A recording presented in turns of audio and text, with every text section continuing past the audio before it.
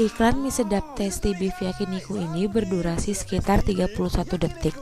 Dalam iklan ini sedikit melanggar norma karena dalam adegan iklan detik ke-19 tersebut, cara makan mereka dengan menyeruput mie tersebut yang seharusnya tidak pantas dalam beretika, yang tercantum dalam pasal 62 ayat 2 UU PK didasarkan atas pelanggaran tata krama dan tata cara periklanan Indonesia, yang mempunyai kewenangan untuk menegakkan norma-norma etika periklanan adalah organisasi profesi periklanan. Pada detik ke-8 iklan tersebut termasuk pelanggaran karena memberitahukan bahwa komposisi mie tersebut terbuat dari 100% US beef tanpa ada bukti konkret yang bagaimana tercantum dalam Undang-Undang Pelindungan Konsumen Nomor 8 Tahun 1999. Ada apa nih? Wow. Listen to me guys. Baru nih mie sedap Tasty Beef Yakiniku. Dagingnya asli 100% US beef. Dengan teknologi retort, dagingnya matang, siap makan.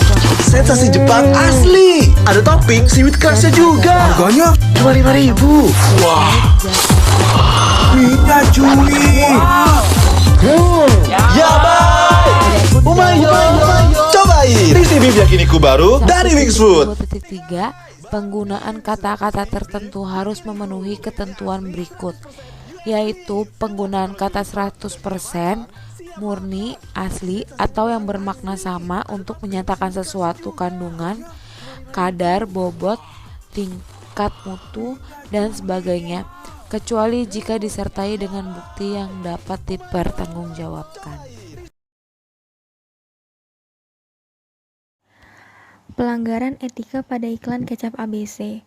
Di detik ke-21 yang bernarasi, tangan ini tahu mana kecap biasa dari kecap yang luar biasa, bisa diindikasikan sebagai kalimat menyindir produk lain dari brand yang sejenis.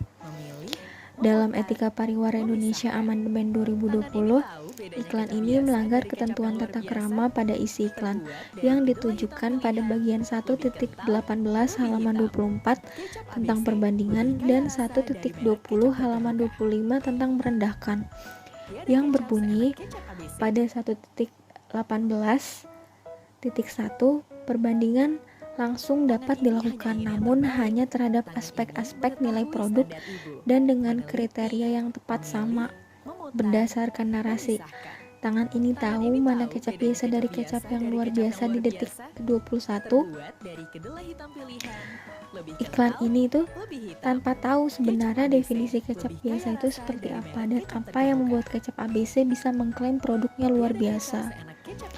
Lalu pada bagian 1.18.2 berbunyi, jika perbandingan langsung menampilkan data riset, maka metodologi, sumber, dan waktu penelitiannya harus diungkapkan secara jelas.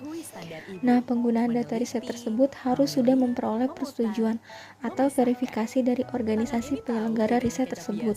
Di sini, kecap ABC sebenarnya sudah kasih lihat jika produknya 100% lebih kental, 18% lebih hitam, dan 10% lebih kaya rasa. Namun masih kurang diungkapkan secara jelas datanya dari mana, dikomparasi sama produk kecap apa, dan berapa banyak. Yang terakhir, 1.20 tentang merendahkan yang berbunyi, iklan tidak boleh merendahkan produk pesaing secara langsung maupun tidak langsung. Poin tentang merendahkan di sini juga masuk di kalimat tangan ini tahu kecap biasa dari kecap yang luar biasa di detik ke-21, dan di kalimat terakhir iklan yang bernarasi tiada kecap seenak kecap ABC pada detik ke-35, yang secara tidak langsung mereka bilang kalau kecap lain tidak seenak brand mereka. Klaim ABC terkesan terlalu beropini dibandingkan brand sebelah seperti Bango yang dengan tagline-nya karena rasa tidak pernah bohong.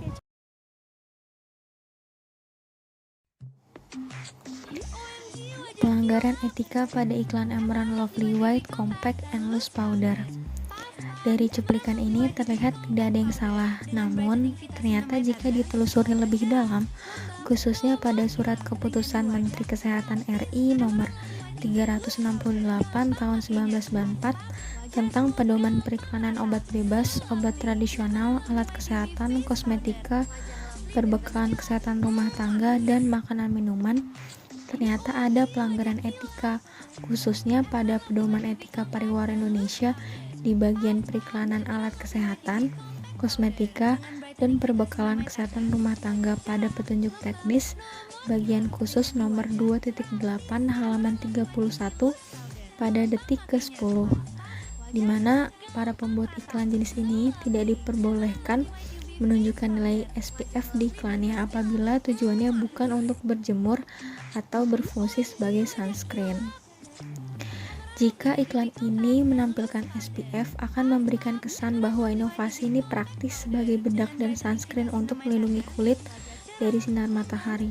Padahal, nyatanya kandungan SPF di kosmetik tidak cukup kuat untuk melindungi karena fungsi awalnya bukan sebagai pelindung, sehingga pencantuman SPF pada iklan ini tidak diperbolehkan.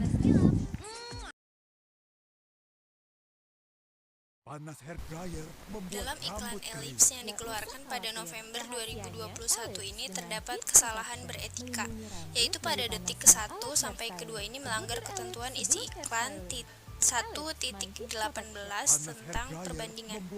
1.18.3 ini membahas tentang perbandingan tidak langsung yang harus didasarkan pada kriteria yang tidak menyesatkan halayak. Iklan ini mengatakan bahwa panas hair dryer itu membuat rambut kering dan mencantumkan angka 80 derajat Celcius. Yang dimaksudkan panas dari hair dryer yang sebenarnya masih bisa diatur panasnya sesuai keinginan pengguna. Dan sedangkan Ellipse ini juga merupakan vitamin rambut dan bukan produk hair dryer. Lalu pada detik ke-10 sampai ke-12 pada iklan ini melanggar etika pariwara pada ketentuan isi iklan nomor 1.27 tentang manfaat produk. Manfaat produk harus disampaikan dengan jujur, benar, dan bertanggung jawab, serta tidak menambahkan manfaat lain yang berada di luar kemampuan produk tersebut. Iklan ini terlihat bahwa rambut model terlihat setelah habis dari salon di hair stylist. Padahal pada kenyataannya saat kita memakai produk Ellipse tersebut, rambut kita tidak akan terlihat seperti itu.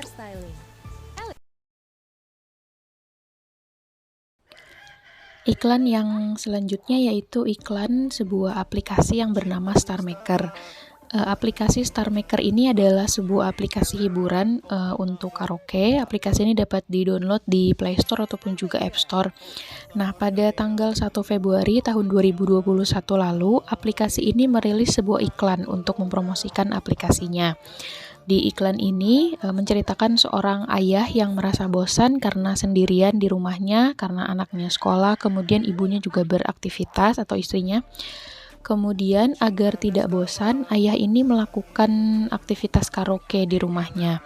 Nah, namun penampilan si ayah ini ketika melakukan karaoke dibuat menjadi seperti seorang perempuan dan juga joget-joget ketika melakukan karaoke atau ketika bernyanyi-nyanyi. Si ayah ini menggunakan pakaian perempuan dan rambut palsu seperti perempuan dan juga berjoget-joget heboh ketika bernyanyi. Menurut kami, iklan ini melanggar beberapa aturan, yaitu pada Etika Pariwara Indonesia bagian 1.7 yaitu agama dan budaya, yang berbunyi pada poin 1.7.2 iklan ini harus menghormati nilai-nilai budaya Indonesia.